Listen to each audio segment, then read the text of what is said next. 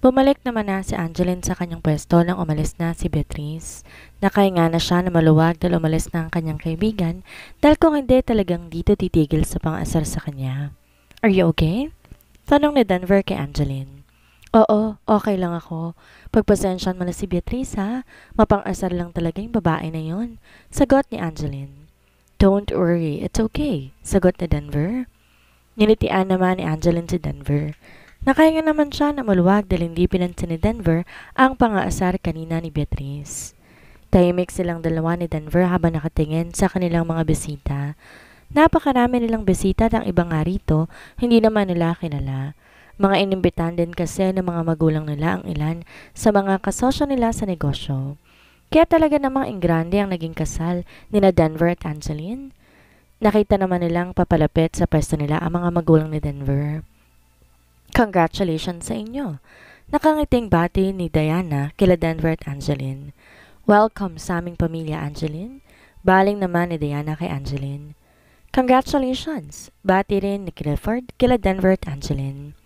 Thank you, Mommy Diana at Daddy Clifford.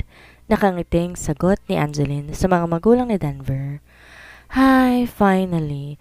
Lalagay na rin sa tahimik ang aking uniko iho. Excited na ako magkaroon ng apo. Sabi ni Diana sa dalawa. Bigla namang natigilan si Denver at Angeline dahil nagulat sila sa sinabi ni Diana. Mom, saway ni Denver sa kanyang ina.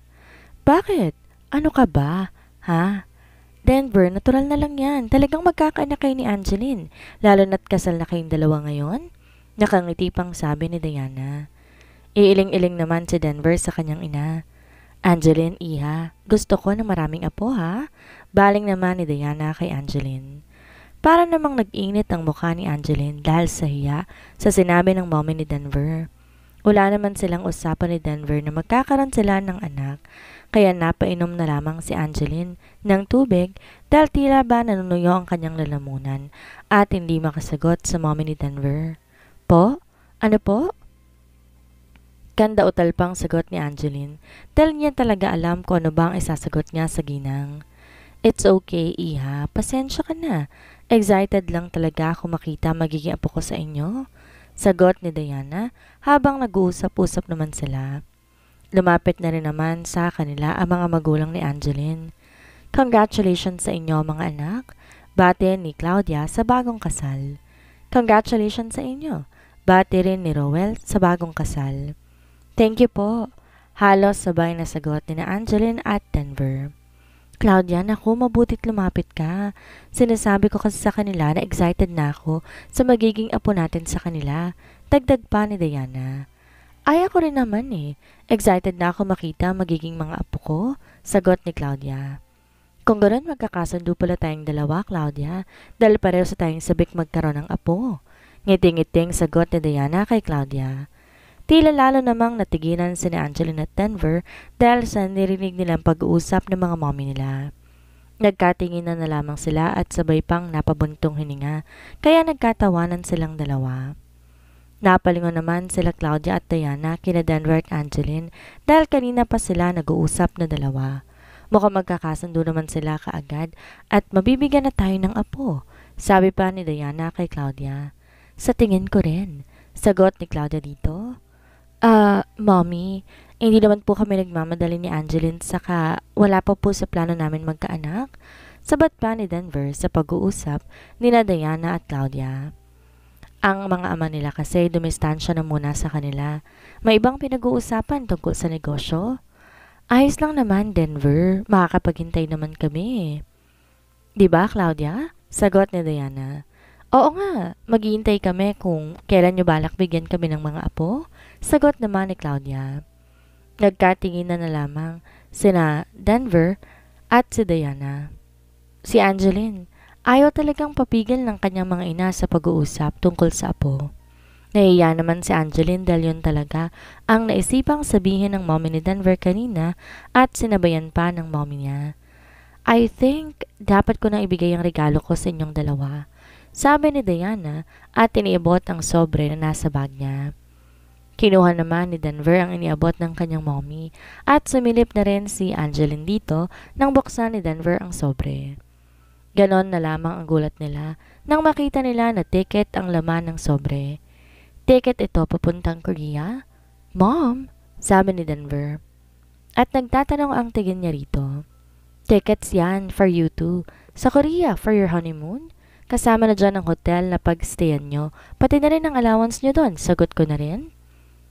Nakangiting sagot ni Diana.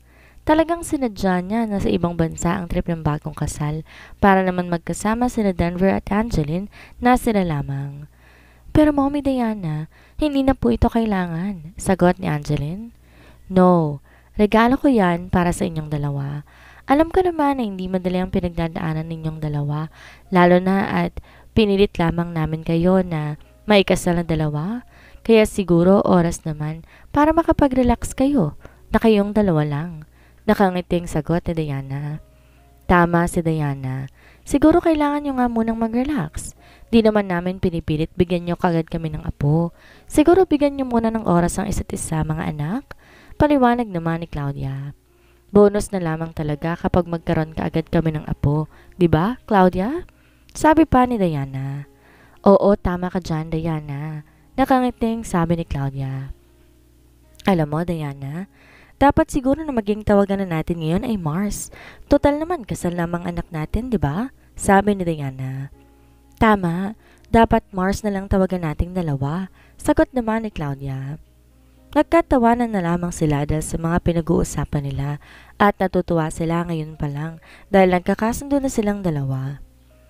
Pagkatapos ng resepsyon ng kasal ni Denver at Angeline, dumiretso na ang bagong kasal sa isa sa mga hotel roon na nakalaan para sa kanilang dalawa. Pagkapasok nilang dalawa sa loob noon, napabuntong hininga na lamang silang dalawa dahil tapos na ang kasal nila. Paano na tayo neto? Kailangan ba talaga natin gamitin yung ticket na bigay ng mommy mo? Tanong ni Angeline kay Denver dahil tila malaki ang expectation ng mga ina nila na mabibigyan kaagad nila ng apo ang mga ito. Oo, Angeline, kailangan natin na gamitin dahil kilala ko si mommy. Ipipilit niya talaga yon, sagot ni Denver at naupo na sa sofa at isa-isa nang tinanggal ang kanyang mga suot. Pero paano si Christine? Papayag ba yon? Kaya na lang kayong dalawang pumunta sa Korea. Ano sa tingin mo? Sabi ni Angeline. Malalaman ni mommy yon. Si mommy pa ba? Bakit ba ayaw mo akong kasama? Tanong ni Denver at tinitigan pa niya si Angeline. Nag-iwas naman ang tingin si Angeline kay Denver. Hindi naman sa ayaw kitang makasama, Denver. Pero paano nga si Christine? Alam mo naman ang kapatid ko na yon. Sagot ni Angeline. Ako na lang bahalang magpaliwanag kay Christine. Kaya wag mo nang alalahanin yon. Sagot ni Denver. Nagulat naman si Angeline nang lumapit sa kanya si Denver. Tutulungan na kitang mag-alis niyan, sabi pa ni Denver. Ang tinutukoy ni Denver ay ang suot na damit pangkasal ni Angeline. Kaya naman lalong nanlaki ang mga mata ni Angeline. Kaya ko na to, ako nang bahala dito. Kandaotal na sabi ni Angeline. Angeline, hindi mo kayang tanggalin mag-isa yan. Tulungan na kita. Huwag kang mag-alala dahil wala akong gagawin sa'yo. Tutulungan lamang kita. Sagot ni Denver at pumunta na sa may likuran ni Angeline para tulungan tong magbaba ng zipper ng damit ni Angeline. Hiyang-hiya naman si Angeline sa ginawa ni Denver at ramdam niyang namumula na ang buong mukha niya dahil sa hiya. Ayaw kasi papigil ni Denver kaya wala na siyang nagawa ng pumesto na ito sa may likuran niya. Salamat, sabi ni Angeline nang maibaba na ni Denver ang zipper ng damit niya.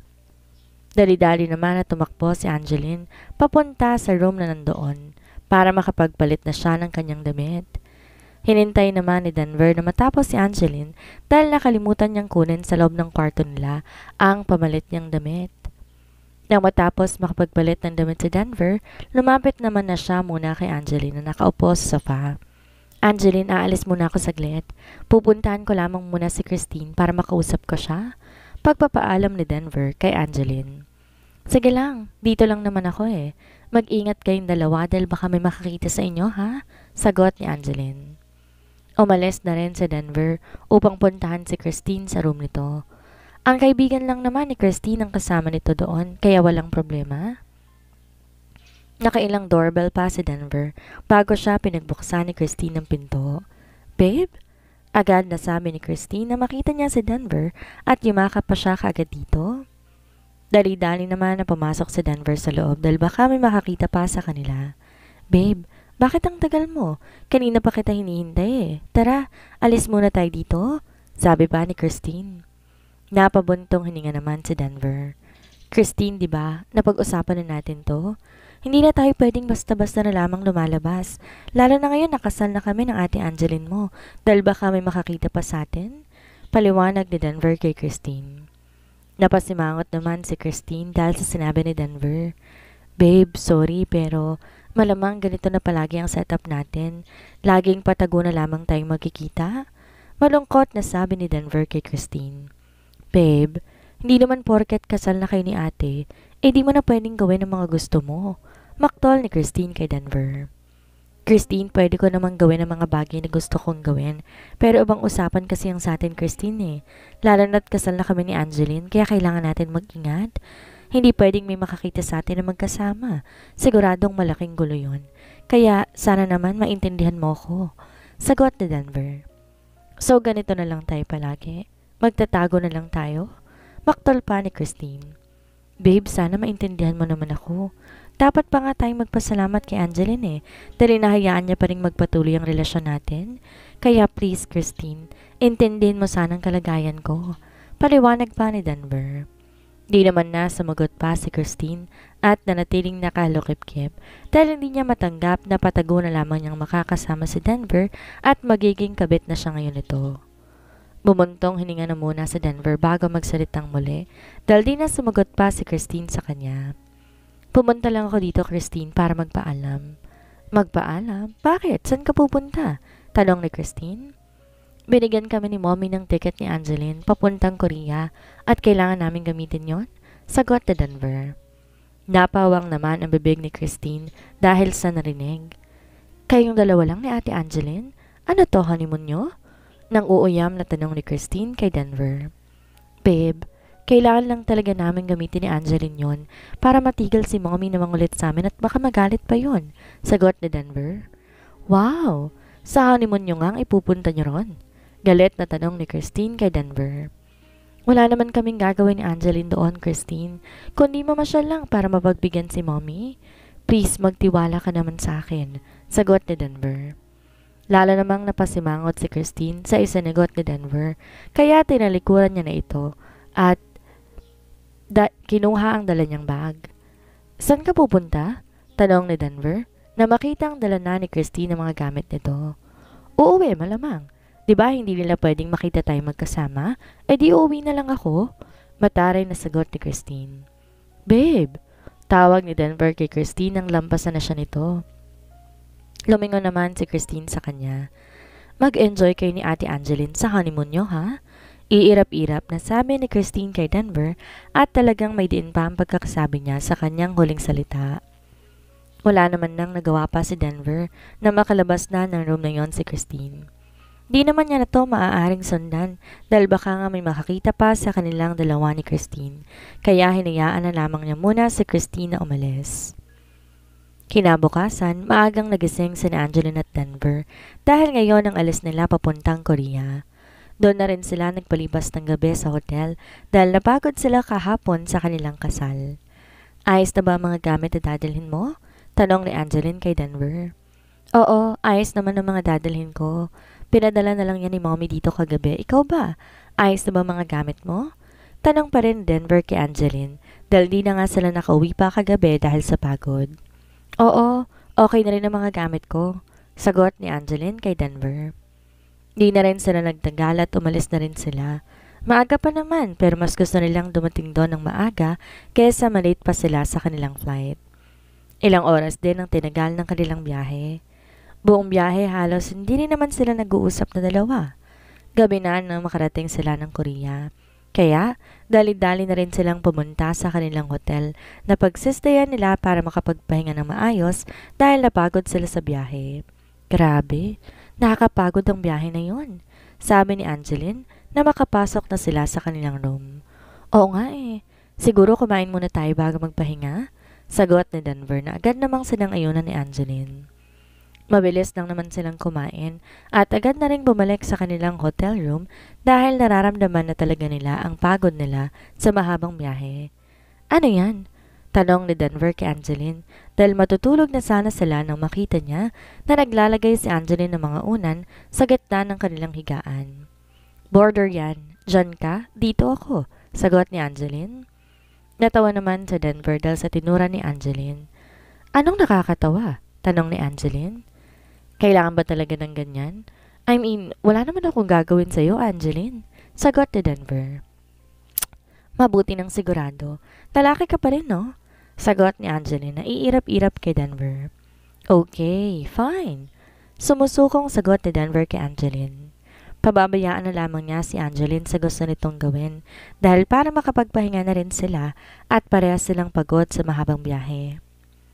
Kinaumagahan nagising si Angeline na wala na si Denver sa tabi niya. Pupungas-pungas pa siya dahil naninibago siya sa lugar.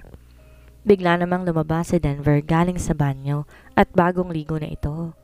Napatitig naman si Angeline kay Denver dahil naka-boxer shorts lamang ito na lumabas doon at kita niya ang matipunong dibdib ni Denver. Tumikim naman si Denver na makita niya na gising na pala si Angeline at nakatitig pa ito sa kanya. Ahem, good morning. Bati ni Denver kay Angeline. Bigla namang bumalik sa wisyo si Angeline nang tumikim si Denver kaya napaiwas siya ng tingin dito dahil kanina pa pala siya nakatitig kay Denver. Marahil ay napansin na siya nito. Good morning. Ang aga mo naman yata. Kandaotal na sagot ni Angeline kay Denver. Oo, halos hindi nga ako masyado nakatulog ng maayos kagabi. Namamahay siguro ako. Sagot ni Denver. Tumango-tango naman si Angeline dito at bumangon na rin siya sa kanilang higaan. Sa labas na lang tayo kumain ng breakfast, sabi ni Denver. Sige, mag-aayos na ako ng sarili ko. Sagot ni Angeline at pumunta na to ng banyo para maligo at makapag-ayos na rin.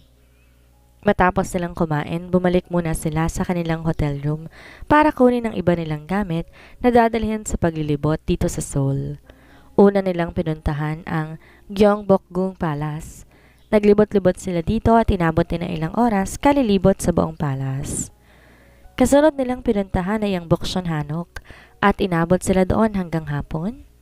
Nung gabi naman, naisipan nilang punta ng End Seoul Tower at doon muna sila tumigil.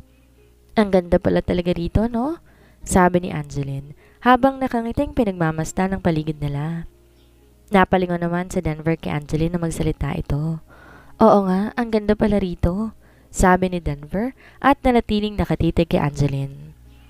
Napalingon din naman si Angeline kay Denver at nakita niya na nakatitig ito sa kanya.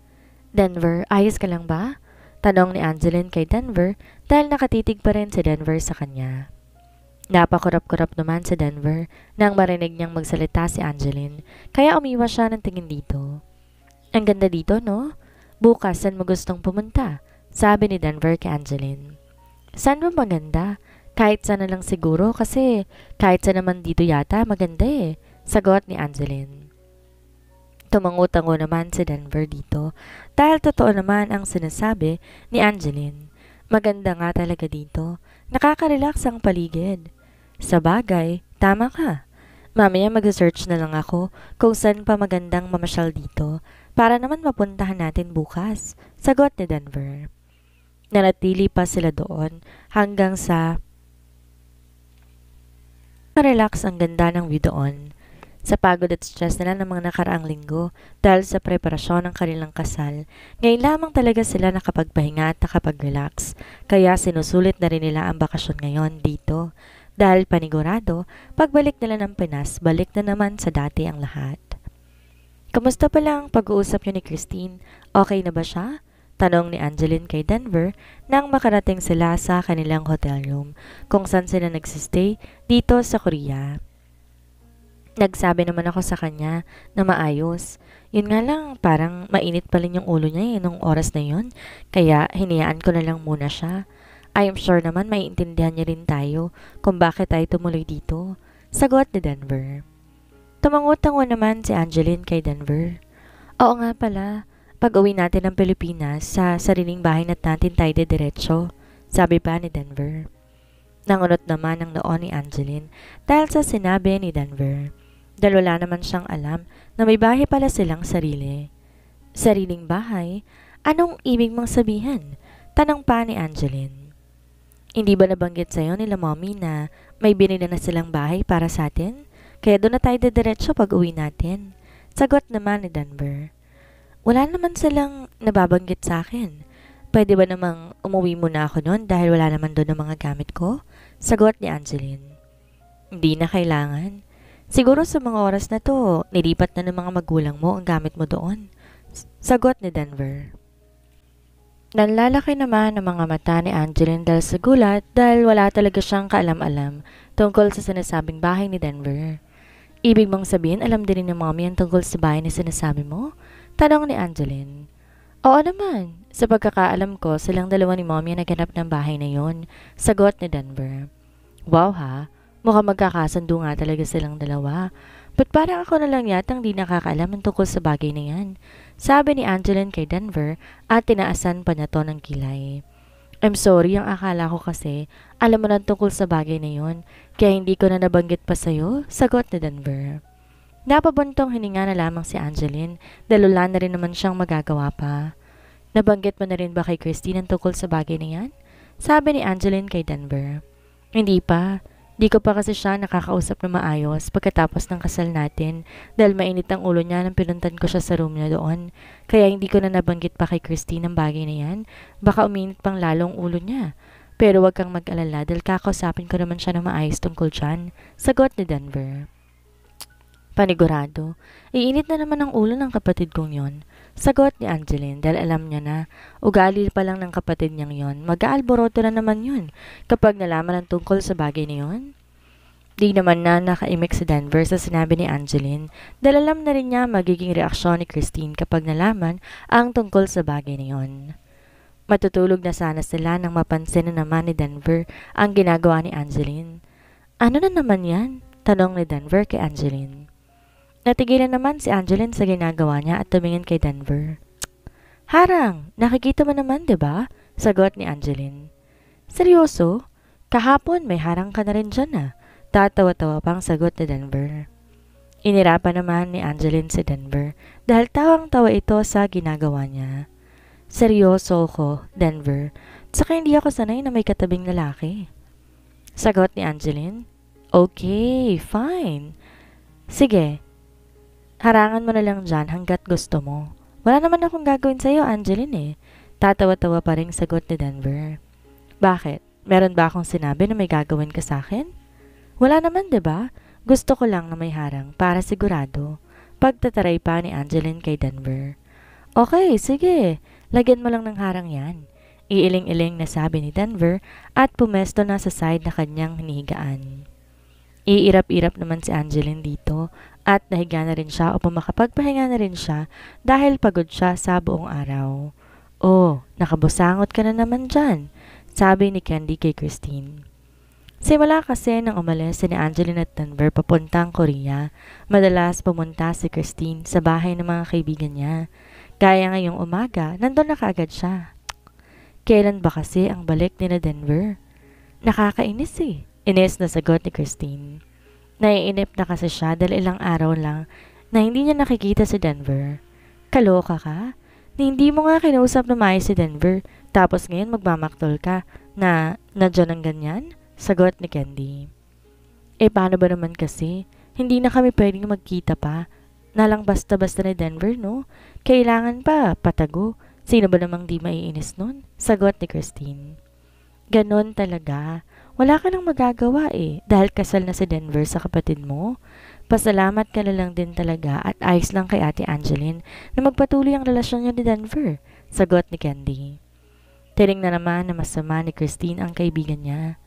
Sa tingin mo ba dapat pa ako matawa dahil pinayagan niya kami?